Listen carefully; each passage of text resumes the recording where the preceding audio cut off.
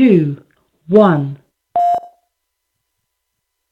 Blog Talk Radio.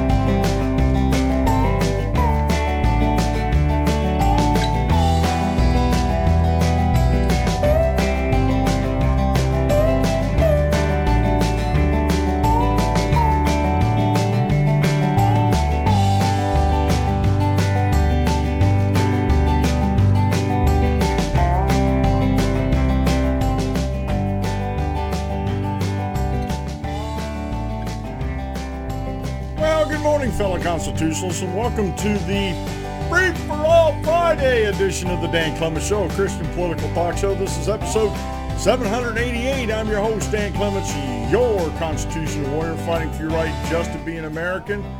It is April 28th in the year of our Lord 2017. Remember, we're a hyphen-free, PC-free zone. God is still in control, and he does love you. And I am broadcasting live from the Hemlock Studios here in the beautiful central Susquehanna Valley in the great Keystone State, sitting before the great John Wayne desk. And we're having a great day today.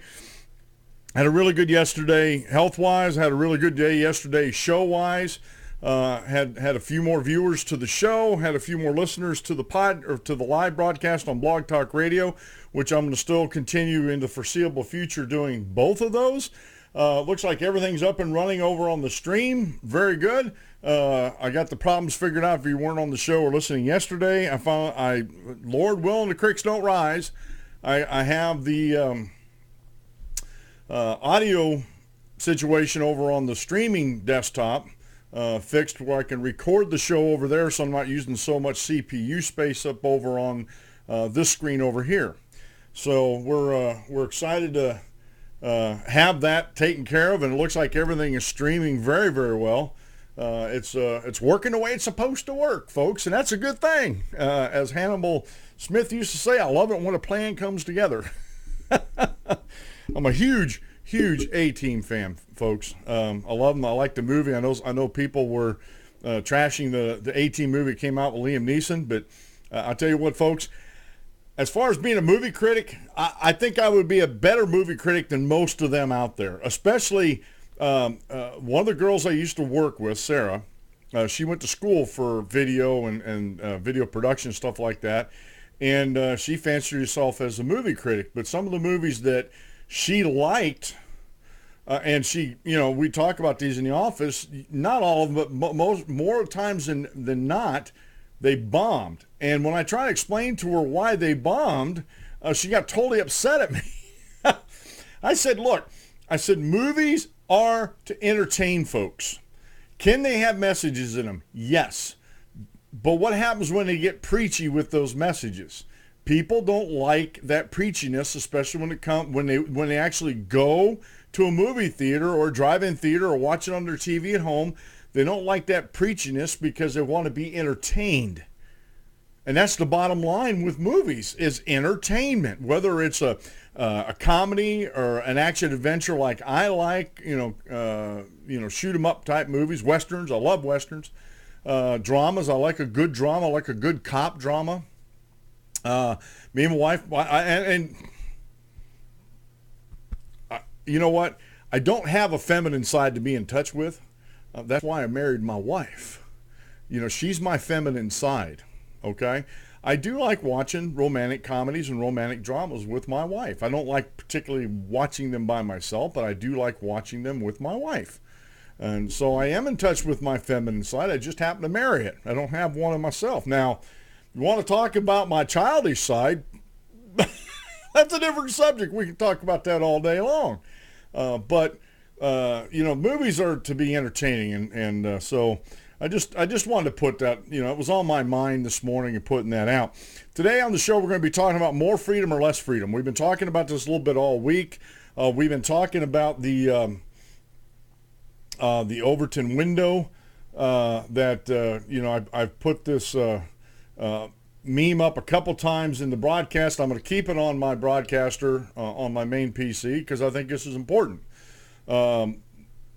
Top of the window is more freedom, bottom of the window is less freedom, and they both have the same ideology when it comes to it: unthinkable, radical, acceptable, sensible, popular, and then it goes into policy.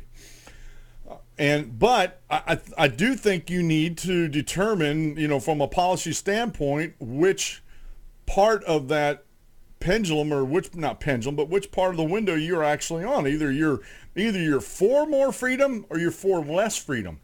And that needs to be determined. I had a good, not a good conversation, but a couple comments made when I put that out on Facebook yesterday with that meme, or that little diagram of the Overton window. Libertarian friend of mine, Nick, who also helps keep me straight on this show, by the way, and on Facebook. I told him, I said, I've been struggling with this for a long time, left and right, and there's a lot of times that those that we would consider to be politically on the left, and those that politically on the right do the same thing. They diminish our freedoms. They curtail our freedoms, and so anymore, it's not a left or right thing. I'm done with that. I know I'll slip up and talk about that in the future, but I'm pretty well done with that. It's an up or down thing. Either you're for freedom or you're against freedom. That's the only two positions I see. And that may be a little black and white. That may be a little bit cut and dry, but folks, that's the way I am. That's the way I is, folks. ain't nothing more to see. No, there's a lot more to see, folks. But that's just the way things should be politically. There should be either a proposition at the political level, either it protects and allows, not grants, but allows its citizens, and even that's kind of but it doesn't curtail freedom. It actually cuts back on governance and governmental power so the people can be more free. It's not that they allow us to be free. We're going to be free, quite honestly, folks. We're going to be free no matter what the government says. The folks that think like me, we're going to take the liberties and the freedoms that God has granted us and figure a way around the system. And free market capitalism. And this is where I get the most chuckles in life, folks. The folks in the left are anti-freedom, because you can have degrees of that, but still, I think I don't want to be on that side where we want less freedoms. Those folks are on the less freedom side of the political spectrum, up or down. They actually use mechanisms that could not have come to you any other way but the free market capitalism. That's it. The internet, the computers, the smartphones. I have a smartphone. It's a Samsung Prevail, or Galaxy Prevail LTE. It's an older one, but it still works great. I have it on Boost Mobile, but I have a smartphone, and this was not brought to you by communism, socialism, progressivism. This was brought to you by free market capitalism, and so they use free market capitalism all the time, and yet in the same breath, they want to destroy and diminish it. I also have, and I didn't plan on showing you, this is my Kindle. It's a book reader. Right now, I'm struggling, not struggling because it's not hard to understand or read, it's just finding time. Bastiat's The Law. Very good read so far. Very, very good read. I have this on there, and I also have Adam Smith's Wealth of Nations, which will be my next book to read on here. And this, again, has been brought to you by the creators of capitalism. Free market capitalism. Websites like Amazon, Amazon.com. Free market capitalism, Amazon would not have grown to where it's at, outside of a free market capitalism. Period. But it would not have. And if it did, it'd be so bad people wouldn't want to use it anyway. They absolutely would not want to use it anyway. And so I find it funny in the extreme that these groups like Antifa and the other group that came up and hit my radar, and not that it hit my radar yet just yesterday, but it was something that's been on my radar for a while. I just forgot about it. BAMN. And that acronym means by any means necessary. And they have the same ideology as Antifa, the anti-fascist movement that shut down free speech in Berkeley, California, and has shut down free speech up in Oregon. And quite frankly, folks, and this is a product of my generation not raising their sons and daughters, and then those that are coming up below us to be men and women of courage and principle and conviction. The Young Americans Foundation in Berkeley caved into the Antifa threats. Antifa was threatening violence. And I was looking this morning and I have yet to see anything done about it. The federal government isn't doing anything about it. The Trump administration isn't doing anything about it. Trump's Department of Justice and Attorney General doesn't seem to be doing anything about it. Here we have terroristic threats going on in Berkeley, California, and also up in Portland, Oregon, to shut down free speech, and nothing's being done. The local mayor of Berkeley. Now, I read the article by Pat Dollard, and just because you follow somebody on Facebook doesn't mean you agree with them. I follow groups like Indivisible, Common Cause, Let America Vote, George Soros funded and backed political movements. Doesn't mean I agree with them, doesn't mean I'm a part of them. I just follow them. And so that particular article, I didn't want to share it with you, but there's some accusations out there that I think are unfounded thus far. Just by what they were saying with the Facebook thing. However, the mayor of Berkeley is falling down on his job. The police chief of Berkeley is falling down on the job because there has been threats of violence in their community, and they're doing nothing about it. They're absolutely doing nothing about it. Same way in Portland. And I fear, folks, if we let these groups, these George Soros-backed groups like Antifa and BAMN, if we let them stand, then things are just going to deteriorate further and further and further. And we can't let that stand. Now, I have an article in here we'll talk about a little bit. The day of the college Republican became utterly useless, and this was an interview by Talk Radio 405 with Ann Coulter. And there's some, I breezed through the article again this morning, and I didn't see in there last night I was watching some news, there were actual groups that were flying in to protect Ann Coulter against Antifa at Berkeley. But for some reason, it seemed to me that these groups weren't talking together. They weren't telling Ann Coulter that we're going to protect you.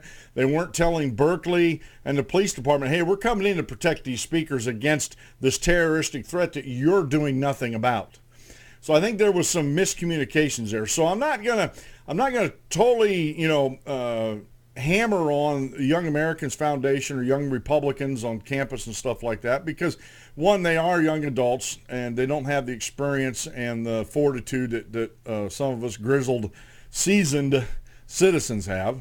And I, being 55, I'm a seasoned citizen now, folks, believe it or not. I don't act like it most of the time, but I am. So anyway, I was a truck driver. I used to say I are a truck driver. So we got some articles in there. I do have one thing I want to share with you. This is a tactic of the left.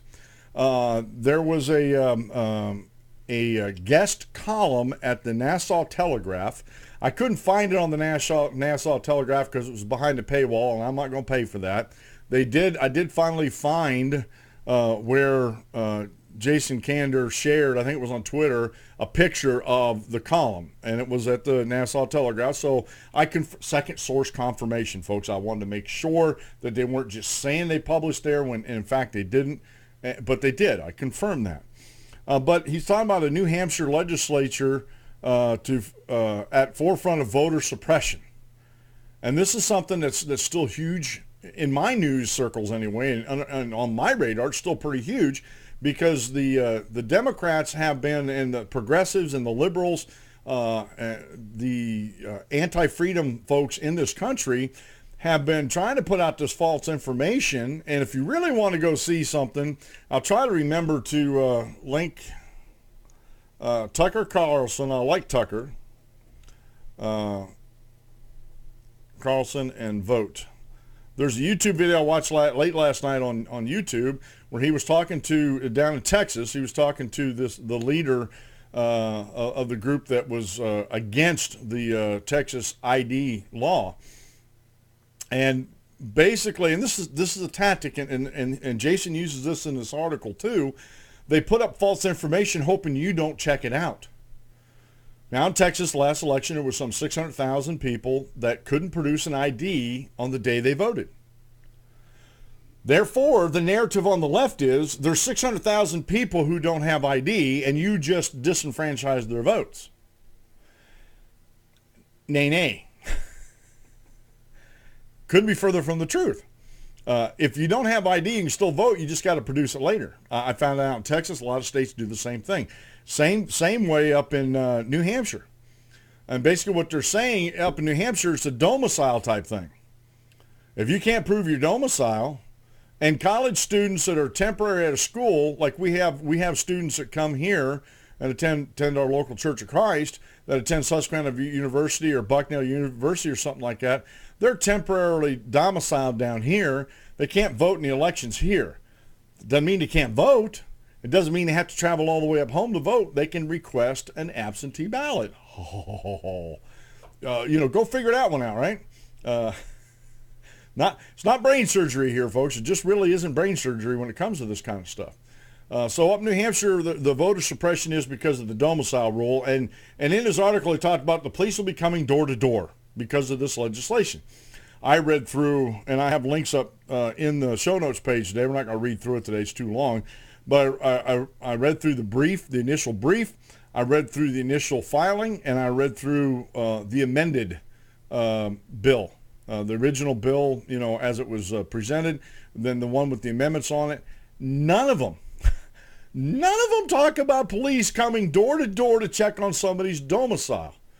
It is totally up to the individual, according to the bill, to prove your permanent domicile within a certain amount of time. You can actually register to vote on the day of voting, which I don't agree with, but okay, that's what they have up there. And if you can't prove your domicile, then you got like 30 or 60 days. I think 60 days to prove your domicile. It might even be wait a minute. I'm thinking it might be closer to 30 because they want to wrap up the election as soon as possible and get all the votes counted. But if you don't prove it by that time, they're gonna not do your vote, and then they're going to do some investigating to see if you were trying to fraudulently vote. But even then, it's kind of, in the legislation, it just talks about the penalties if you're caught. It doesn't even say anything about enforcement. So, these tactics on the left down in Texas, 600,000 people didn't have an ID. Yes, they did have an ID. There's no studies that they point to, and Tucker Carlson presses her on the point, and she obfuscates by citing other things that have nothing to do with, do these people actually have a driver's license or a government-issued ID, because they have to have it to do a lot of other things. And Tucker Carlson made a very good point, which moves him further up into the freedom section, as far as I'm concerned. And he was asking her this, and she would not answer this, and those on the anti-freedom side will not answer this at all. If you say one of the constitutionally protected fundamental freedoms that American citizens enjoy and that's voting, that we don't have to have an ID to vote, then why do we have to have an ID to exercise another constitutionally protected right that we have, the Second Amendment? She would not touch that with a 1,000-foot pole. Wouldn't even go near it, folks. I thought it was funny in the extreme. Because again, these anti-freedom folks don't want to true the vote. They don't want voter IDs. And she kept citing, well, there was only 2 cases in Texas of voter fraud. And Tucker Carlson quite rightly asked her, well, how do you know if you don't check the voter with an ID against a voter roll? How do you know there's not voter fraud going on? And she said, well, the court said there isn't. Well, the court doesn't have the information. That's a totally circular logic that she's using. No proof whatsoever. And again, this is how the anti-freedom folks operate. There is either no or very little proof, or trumped up, and I hate to use the word Trump, it sounds like a pun there, trumped up truth or cherry pick facts that make things look worse than what they are. And when they're compared to other facts, they fall apart. It's just like, here, I'm going to put my Christian hat on where I'm crossing the line according to one of Kim's minions on Facebook. It's no different than Scripture. And this is talking about contradictions in Scripture, okay? A lot of times, a lot of the contradictions that those folks, the anti-Bible, anti-God folks out there, the atheists, will point to, is they'll take a verse totally out of context and not compare it to other verses in the Bible to see what these other verses say on the same subject, and compare them and see what the Bible in toto says about a particular subject. And this is where the misinterpretations come in. A lot of times, just like back in the book of Leviticus with the, and I didn't want to get into a Bible lesson here real quick, but it's real quick and we'll move on. Back in the book of Leviticus, it gives the children of Israel a list of things they're not allowed to eat, animals that are considered unclean. And part of that, at the end of the list, in the list of birds that are unclean, a bat is put in there. And they just flip out on that. Oh, well, the Bible is wrong. Because a bat, we know a bat's not a bird. Well, yeah, I know a bat's not a bird either, but it's not the Bible that's wrong, it's whoever translated it. And it's still being translated wrong in the modern translations. If you go back, and I'm not a Hebrew scholar, but I do have access to a Hebrew dictionary that I can go back and look up these passages and look up these words that are used in the passage and see what the Hebrew word actually means. And the translators got it wrong. It's not birds. The term bird is an inaccurate translation. It's winged creatures, is what the Hebrew word actually says. So if you're going to translate that into English, instead of saying birds, because bat is on that, ostrich is on that list, they got wings, and so it's a misinterpretation. And so the less freedom crowd out there does the same thing as the anti-Bible crowd and anti-God crowd does the same thing. They cherry pick, they take things out of context, or and when they do that, they have no proof or evidence to back it up. Like this lady on the Tucker Carlson video. Like I said, I'm going to link to that in the show notes page here later on. All right, today's show is continuing to be brought to you by the official drink of the Dan Clemens Show, Rocky Mountain High Brands. And I want to show you this today. They have these little energy shots, but they're all natural. They're all natural. This one happens to be a mixed berry, 100 milligrams of hemp. And I'm telling you, folks, I'm feeling better. I drink at least one, not one of these every day, but I at least drink one of the drinks. This is the mango energy drink, which is very good, by the way. All natural ingredients in it, no preservatives or anything like that, and 100 milligrams of hemp seed extract in there. And I do feel a lot better. I still have pain, but the pain is starting to diminish. It's starting to go down. Just on a sedentary basis, when I'm not doing a lot of work, my pain still goes up when I'm out doing some yard work, very light yard work, stuff like that, raking and pulling weeds and stuff like that. And but I seem to recover a little bit quicker. So it is helping in certain ways that way. So if it's not in a local store where you're at, it will be soon. They are finishing up a bottling plant up in New York, should be finished here in the next month. So they'll be able to start producing this on the East Coast and getting out to distribution centers. Walmart and corporate is one of the distributors of this. And beyond that, there's going to be more, local distributors that are going to get it in their other stores, like convenience stores with gas stations, stuff like that. Plus, it'll actually be in China. And I do have some listeners of the show over in China. And if it isn't there already, these things, plus the actual drinks, will actually be imported over to China. So, and full disclosure, I am a stockholder in the company. And I do this of my own accord. I'm not doing this for the company. The company's not paying me to do this. I just, making this my official drink of the Dan Clements Show. And I don't really have an official coffee brand yet. And that's something I think I'm going to work on here in the near future, a coffee brand for the show. But there's going to be, I'd like to have that to be a sponsored brand of the show. Alrighty, let me get over here and see if anybody's in the chat room. Nope. And my buddy Dave, if you're on the chat room, if people are coming in the chat room, my buddy Dave, with his new job responsibilities and stuff like that, isn't able to get to the chat room like he used to. But he does tell me he listens to the show afterward, and I know he does because sometimes I make comments on the show that pertain to him and only him, and I get some good remarks back and good-hearted remarks back on my smartphone in my instant messaging. Today's daily Bible reading comes from the book of Romans, chapter 7, verses 18 through 20. For I know that in me, that is in my flesh, nothing good dwells.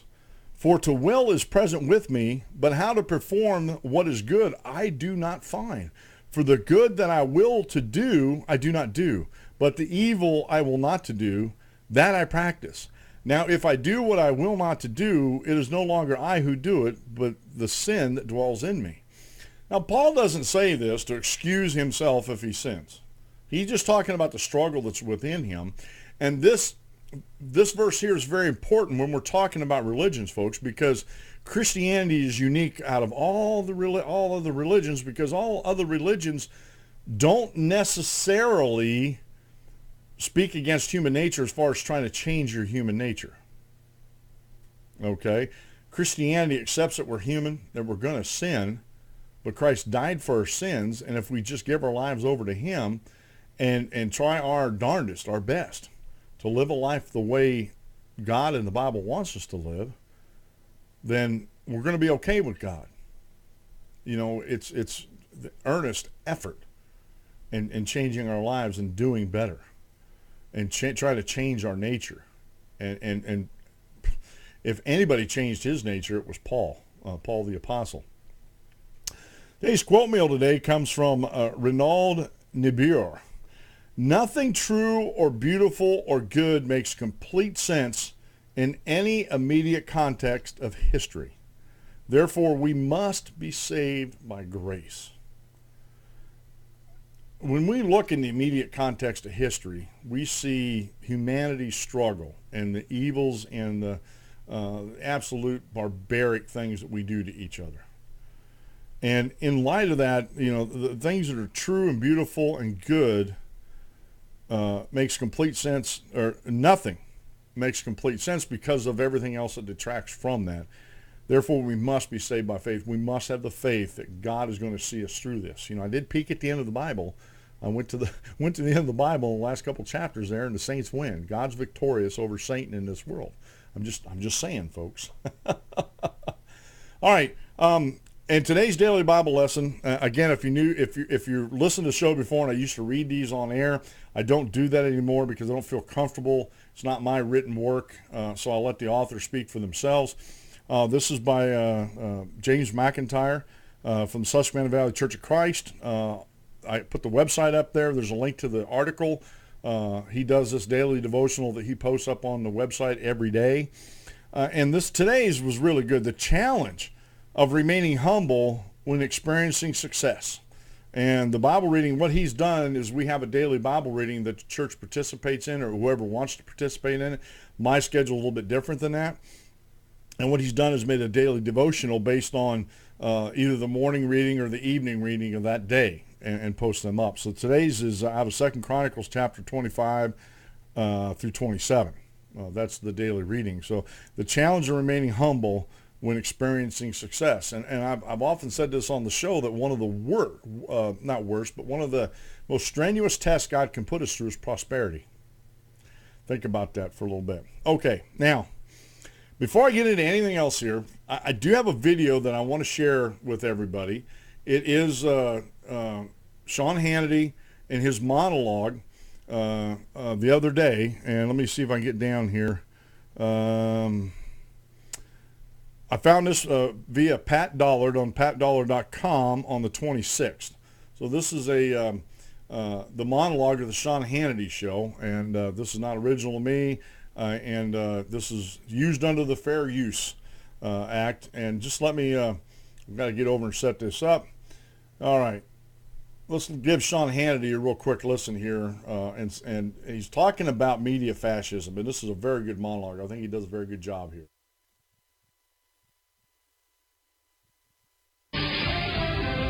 All right, it's no secret that the alt-radical, destroy Trump propaganda media, they are completely biased, they're agenda-driven, they're lazy, they're ideological, they're incapable of actually delivering honest news coverage to you, the American people. Now, we know for a fact they helped elect Barack Obama. They never vetted him. They colluded with the Clinton campaign. That was proven through WikiLeaks. And we know that they're on a mission to take down President Trump. Simply put, they want him thrown out of office, if possible, handcuffed, mugshotted, perp-walked, and put in jail. Since they won't stop until that happens, well, now the Destroy Trump media, they're advancing their attack, and they're targeting outlets and people and individuals who refuse to push their biased talking points and fall in line with their agenda. By the way, they hate Fox News, they hate talk radio. As a matter of fact, they hate any conservative who supports this president and supports his policies. Their goal right now is to shut down and completely silence what they see as, quote, opposition. It's evolved into what I am calling tonight media fascism. Let me explain. Now, last night I told you that I have become the target of a smear and slander campaign. Now, the alt-radical, destroy Trump media quickly, immediately, they picked up on all the smears and lies. It spread like wildfire all around the country, despite the fact these allegations were completely false. The individual who made them quickly recanted these bogus claims, but the destroy Trump media, they wanted a cheap headline. A simple, basic, fundamental Google search would have ended the witch hunt against me.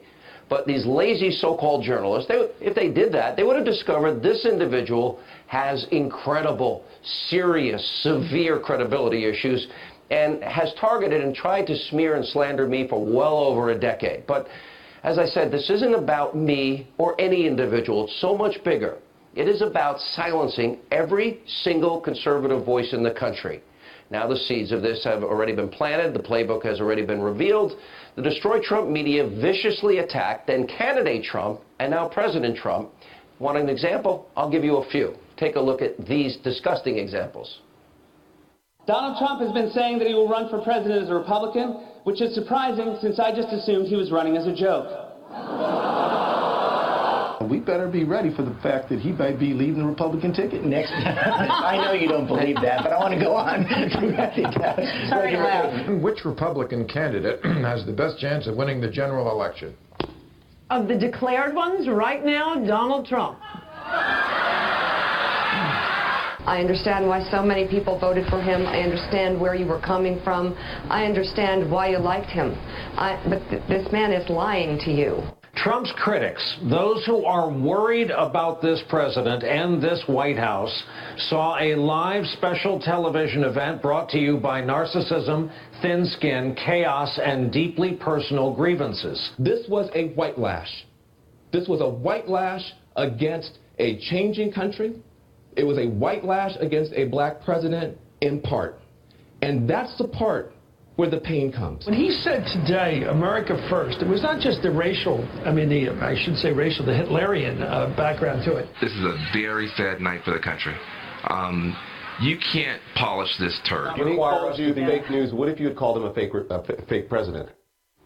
If it wasn't so serious, it'd be funny. Now, these media fascists, they've been going after the president nonstop since November the 9th. But as we've seen, the commander-in-chief, to his credit, refuses to sit back and take it. He's been fighting back at everything that's been thrown at him. Now, this is obviously frustrated the destroy Trump, hate Trump media. And since they can't take down the big prize, President Trump, they're now redirecting some of their attacks and targeting every White House advisor. By the way, even the First Lady, members of the president's family, his daughter, even the president's 10-year-old son is a target. Now, tonight it's time to label what we're seeing for what it really is, and that's why I call it media fascism.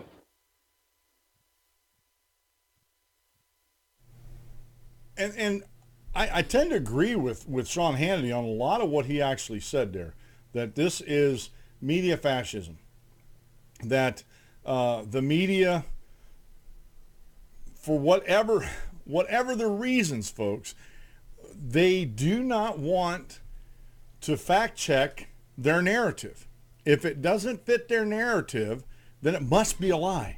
It must be as Van Jones was saying, this is a white lash. No, Mr. Jones was never, ever about race. You made it about race, and race baiters like you continue to make Donald Trump and his election about race or sexism or whatever. Whatever the narrative you're supporting, you've made that about. What this was not a white lash, this was a freedom lash.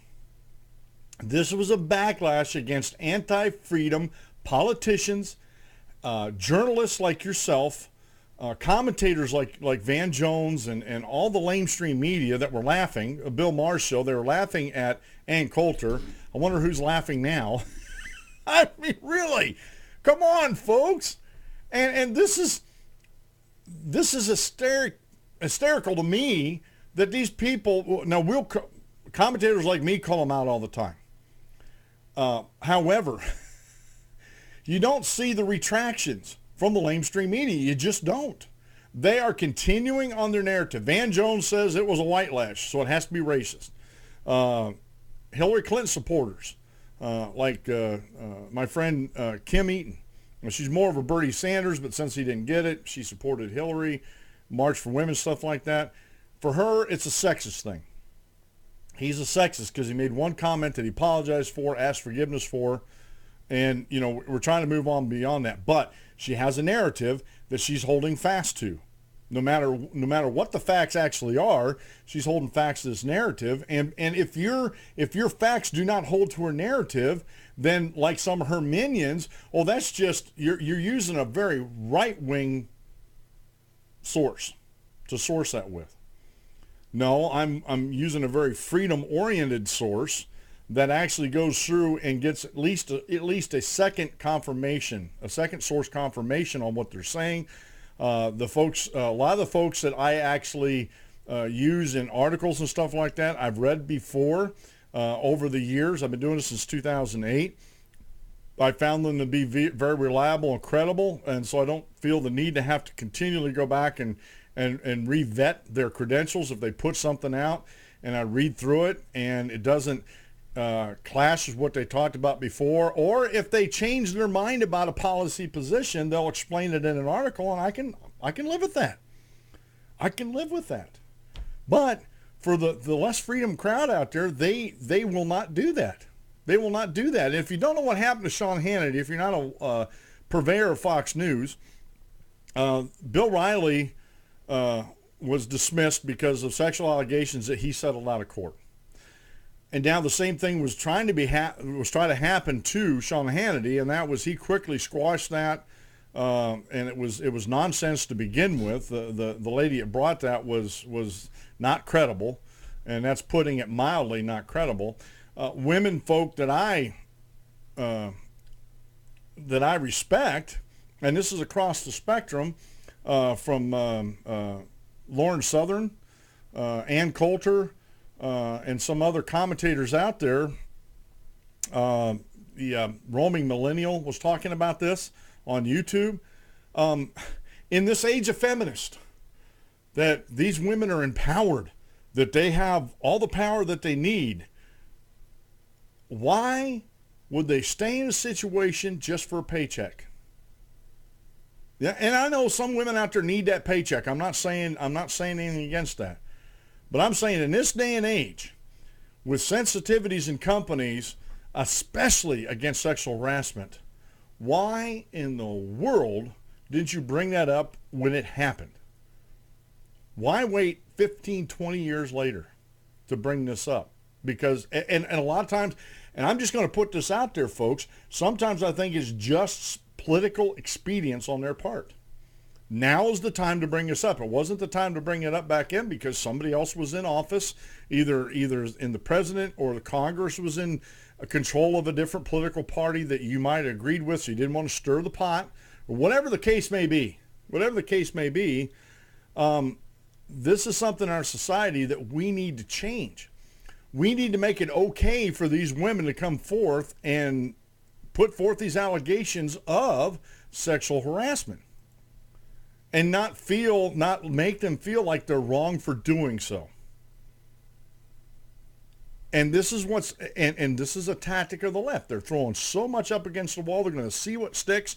They're going to see who caves, just like the Young American Foundation and Young Republicans. They caved to this Antifa group, which only empowers them. Do you know how you take care of a bully? And this is exactly what Antifa is.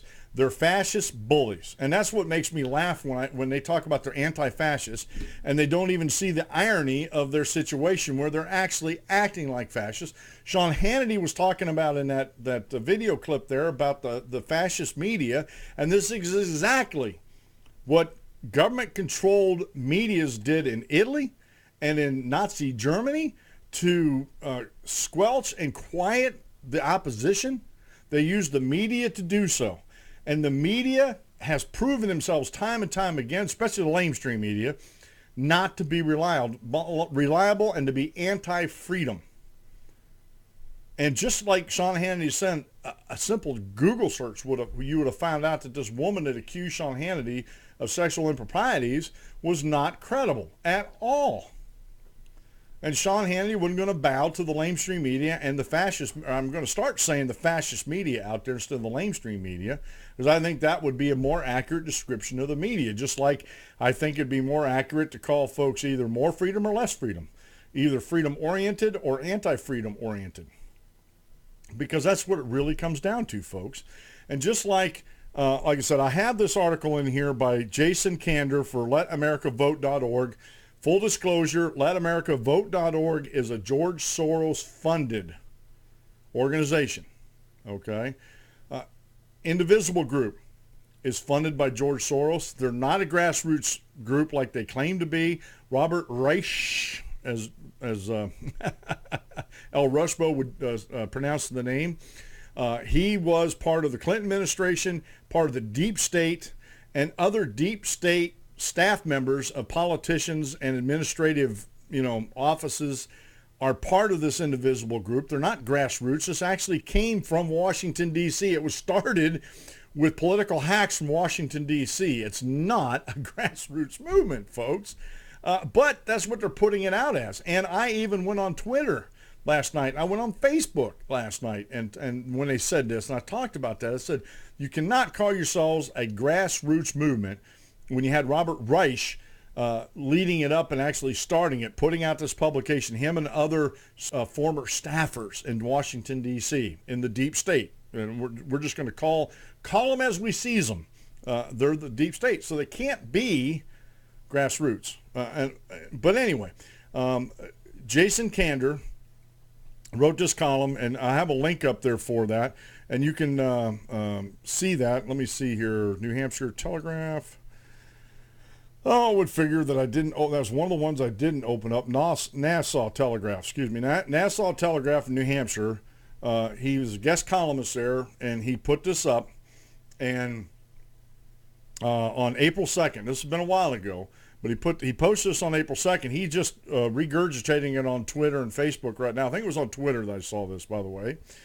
And what really Senate Bill 3, down in the reading here, Senate Bill 3 will allow local election authorities to send police officers into college dormitories and apartment complexes to personally verify the addresses of student voters who already will have signed a sworn statement saying they live where they say they live. Now, like I said, I read through those yesterday and last night. I saw nothing in there about the enforcement mechanism, and I asked him, I said, maybe I missed it in my reading. Please show me in Senate Bill 3 in the New Hampshire legislature where that enforcement part was. Nothing. Deaf tone silence from him. And I'm thinking, son, if you are going to write columns and have them put in newspapers, you better start answering questions. Now, if you go over to letamericavote.org website and you look at their articles, there is not a single place to leave comments in there. None whatsoever. You go to my website, thedanclemenshow.com, and you look at an article or the show notes pages and you see something and you have a question about, I have comments open. You go to a YouTube video of mine, watching the show here. This is live stream right now. But if you watch it later, or you see one of my morning updates or something like that, I have the comments open. I do not have the comments disabled. I will not do that. That is my promise to you, my listeners. I will not do that. Blog Talk Radio. If you're on there and you have some comments, I have the comments open. I will not hide from I won't hide from anybody. And I'm not afraid of anybody out there. There's only one person, one being I'm in fear and awe of and answerable to, and that's God Almighty. It is a fearful, wonderful thing to land in his hand for judgment, folks. So I'm not afraid of Antifa. I'm not afraid of By All Means Necessary, Black Lives Matter group. I'm not afraid of any Islamic terrorist. I'm not. Because you know what, folks? They're only able to destroy this body. That's it. I'm more concerned about my soul, my eternal soul, than I am about this body. So I'm not afraid of these guys. As far as I'm concerned, most of these folks are a bunch of mooks. They're I don't want to use, I can't use strong language because I'm a Christian. I don't use it anyway. But I just, not that I don't pay attention to them, because I have, not that I have any special military training over anybody else. I was in the Navy for 4 years, Army National Guard for 4 or 5 years. I got to go back and do the math again. I was in the Army National Guard. And it was in the Army National Guard, and the Navy started it because when I was stationed overseas in Holy Land, Scotland. I'm not letting any cats out of the bag right now because they're not there anymore. And this, this was known even to the folks, the Scots on the beach, that Holy Land, Scotland was like the #1 site for Russia to take out. If the balloon went up, we went into nuclear war. I'm not giving away any secrets or anything like that. So one of the things that was drilled into us during, we would have periodic security briefings with the Marine detachment that we all had to go through, initial ones, and then I think I went through 2 more security screenings. One thing they talked about was situational awareness. If you frequent bars, and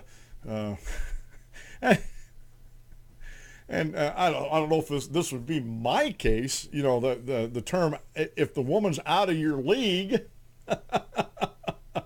You might want to question it, but you have to be situationally aware of things around you, what's happening around you, people coming up and talking to you and stuff like that. You just have to be situationally aware. And it was even more so drilled into me when I was in the Army National Guard. I was an infantryman. I was in a rifle platoon. And by gummy and by golly, you needed to be aware of your situation as you were out there doing maneuvers and stuff like that. When you were doing your training, you need to take it seriously. Because if you had to go to war, the training you had hopefully would save your life if you paid attention to it. So you have to be situationally aware at all times. And that has been, if you could ask my wife, when we go to restaurants, I've said this before on the show, I'm very keen to where I sit and where my back is oriented to exits and windows and stuff like that. It's a habit I've gotten into years and years ago, and I haven't broken it yet. And I don't walk down the street with my nose stuck in my smartphone with earplugs in, listening to something and tweeting to somebody or chatting with somebody on your chat app, and just being oblivious to what's going on around you. I've seen so many near accidents. If it wasn't for drivers of vehicles paying attention, some of these people would have been stains on the road. It's called situational awareness. So I'm not afraid of these folks. And these groups, like Let America Vote, like I said, they're George Soros backed. Antifa's George Soros backed. By all means necessary is George Soros backed. Black Lives Matter's George Soros backed. Indivisible, I'm pretty sure they are. I haven't really I should go back over and look at that list. I'd be really surprised if they weren't getting some type of funding from a George Soros group. I really wouldn't. And like I said, to call them grassroots, don't make me laugh, please. Grassroots was the Tea Party. Grassroots movement is the Convention of the States. Grassroots is the 10th Amendment Center. Those are grassroots.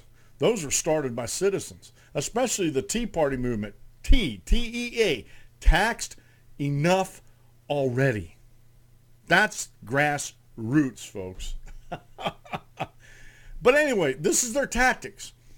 This Let America Vote, this is their tactic to put things in there. The Trump administration, conservatives, they want to suppress the vote. That's true. They want to suppress the vote. How are they going to suppress the vote? Well, some of them use voter ID. Okay, that's a way to suppress the vote. I can believe that. Now this new bill talks about domicile. If you're not a permanent resident, you can't vote there. These groups like this want college students, even ones that are from out of state that are temporarily at a college, to want them to be able to vote there because they've been there long enough for domicile laws, when it's actually a temporary, they're not staying, they're not planning on long-term staying. So we're not suppressing the vote, we're trying to true the vote, trying to make sure that those people who are eligible to vote in the area that they're at are the only ones voting. And so the facts don't fit their narrative. Voter ID, domicile rules, they don't fit their narrative. So if it doesn't fit their narrative, it's okay for them in their minds to put things in like this. The local authorities, election authorities, can send the police into the college dormitories and apartment complex to personally verify addresses of student voters.